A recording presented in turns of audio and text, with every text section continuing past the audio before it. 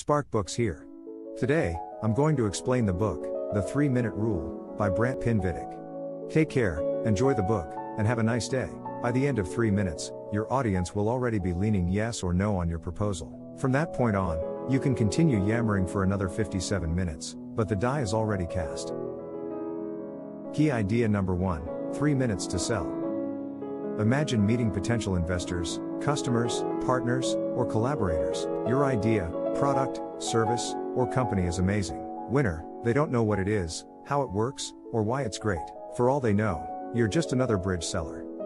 You have a lot of explaining and convincing to do, so you should go all out, right? Create a detailed hour-long PowerPoint presentation. Add animations, jokes, one-liners, and catchphrases. Practice public speaking, sales, and persuasion techniques.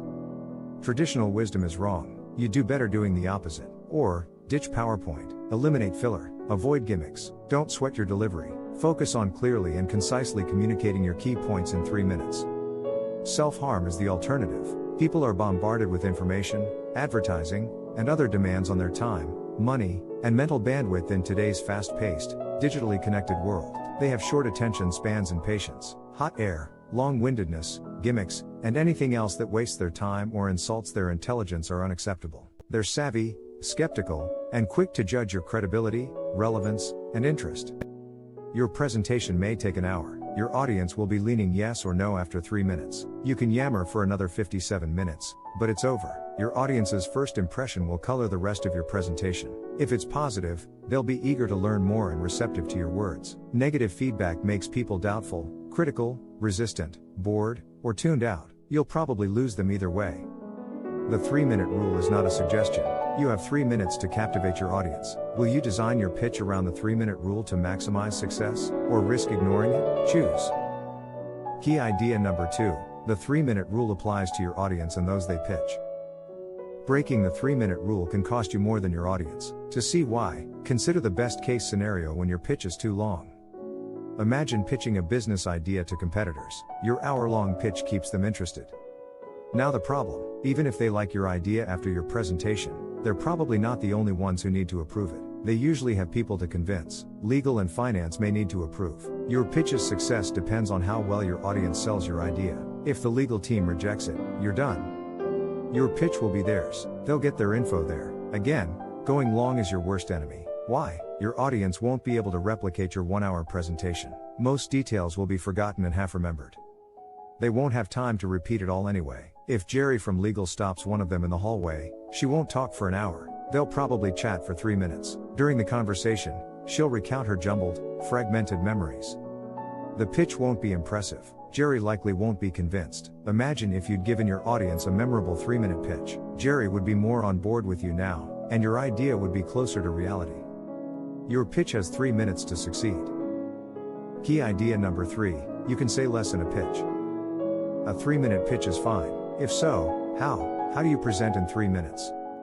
You don't. You must choose your content carefully. There's a big difference between what you think you need to say and what you actually need to say when pitching. Many of us believe we must say everything.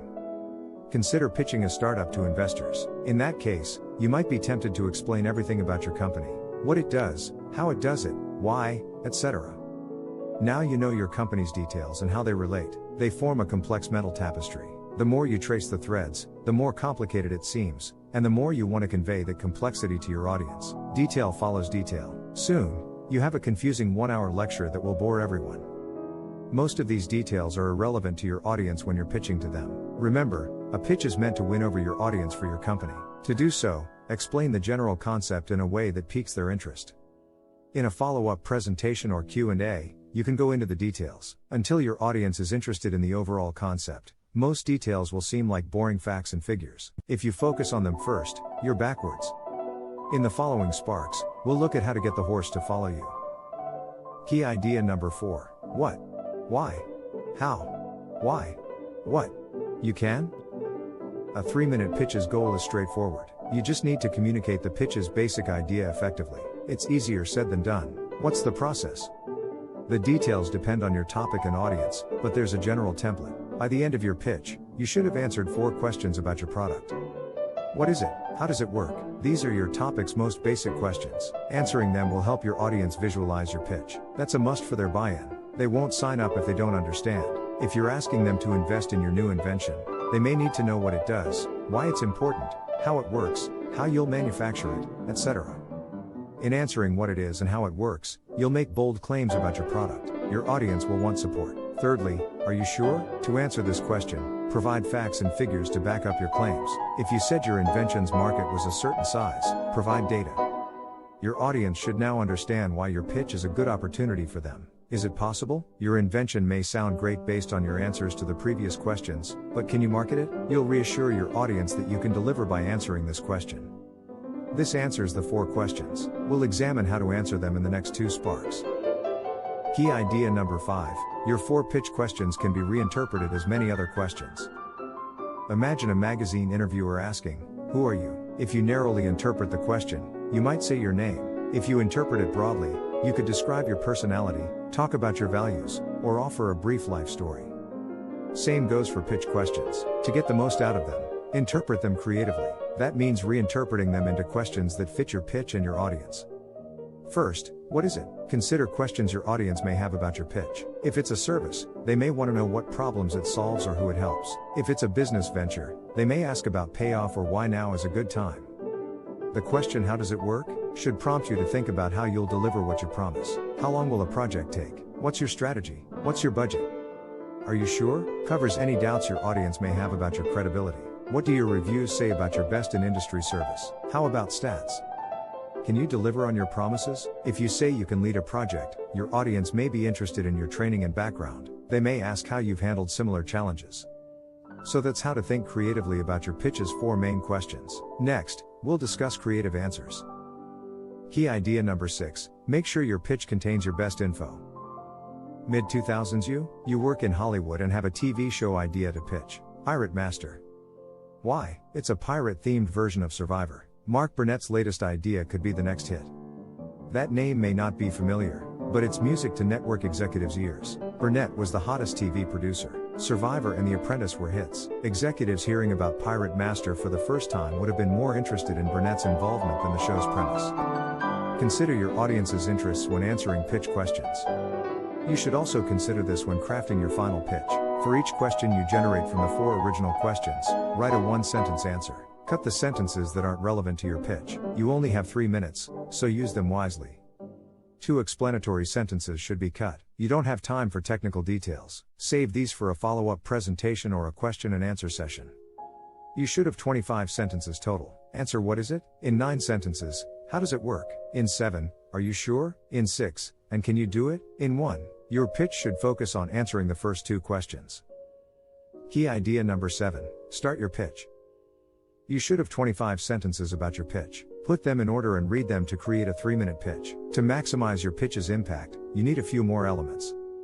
First, your introduction. Start your pitch by explaining your purpose. How did you become interested in the idea, product, service, or company you're pitching? You can't tell the whole story, just give a few sentences. Remember your aha moment, when you realized you were onto something with your pitch. Brant's pitch for Bar Rescue shows how to turn an aha moment into an opening. In Bar Rescue, John Taffer helps failing bars and nightclubs. Brant's aha moment came when he realized that Taffer has a big, over-the-top personality but is also very knowledgeable. He was a long-time food and beverage business owner and consultant. Modern audiences craved personality and depth. This combination helped Simon Cowell and Gordon Ramsay become famous. Brant opened with this. He walked in and said, "Hello, everyone. I found you a talent with a big personality and depth." He then pitched the show, detailing Taffer and its premise. Brant's opening. Here are some questions to help you find your aha moment. Why are you pitching this? When did you know? What surprised you about it? Key idea number 8. Your opening should reference something. When did you realize you had a winning idea, product, service, or company? When did you realize you were right? The answer to the first question opens your pitch, where you explain your purpose. The second question provides your pitch with the callback. Return to your opening and tell an anecdote that illustrates and confirms your purpose. Let's use Brant's Bar Rescue pitch to illustrate. Remember, he said John Taffer, the show's host, had a winning combination of personality and expertise. Brant returned to his opening anecdote after describing Taffer and the show's premise.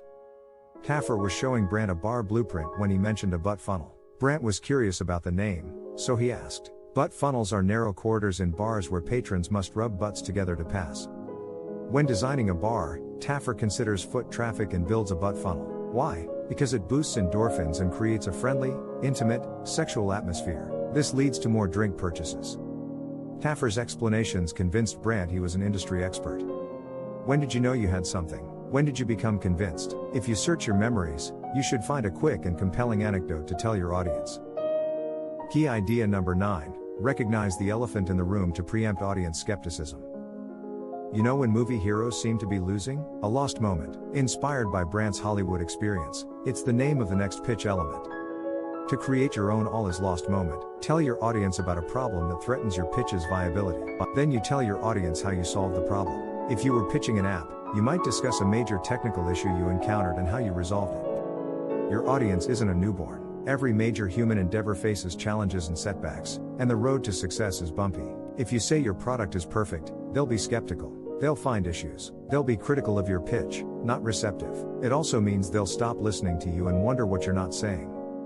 You'll lose credibility with your audience if they think you're hiding something. After your presentation, they may feel resentful. They'll have thought of some problems, and you'll be in trouble. They'll be combative and suspicious of your answers. Why not admit a problem beforehand? Benefits abound. You calm skeptical audiences. You squash their criticism. You're trustworthy. They notice you. You target a problem you can solve. You turn a liability into an asset. Waiting until they ask will turn them against you. Ask yourself the following questions to improve your pitch. What do you hope your audience won't notice? What question do you dread? It's game over. Don't let it bite you. Key idea number 10. Ensure your pitch has a hook and edge. After your opening, callback, and all is lost moment, there are two final elements of your pitch: your hook and edge. Your hook is what makes your audience say, "Wow, that's cool." Your edge illustrates your hook. Consider Jeff's plumbing pitch. His company's innovative repiping method made a major renovation minor. His edge was a story about how minor the renovation had become. Once, his company replaced the hotel's pipes while it was still open. They worked so quietly. Look at your 25 sentences and choose the one that excites you the most. Then add a snappy anecdote. You're ahead.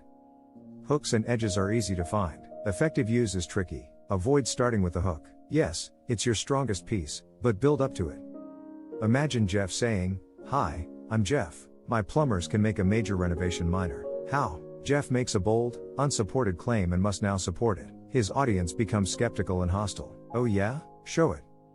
Imagine if Jeff said his company drilled small holes in a house's walls, inserted flexible pipes into pre-existing pipes, and left the old pipes behind in a day. At this point, his hook would be almost inevitable, which is how you want it. By the time you're done pitching, your audience should be thinking, "Wow, that's cool." With your hook and edge, you'll hammer the nail you set. To persuade a modern audience, keep your pitch under 3 minutes. In 25 sentences, answer the following questions to create a persuasive pitch in that time frame. Why? What? You can? To maximize your pitch's impact, include an opening, callback, all is lost moment, hook, and edge. To view more content like this, subscribe. Don't forget to like and turn on notifications. The channel really benefits from it. I appreciate you being here.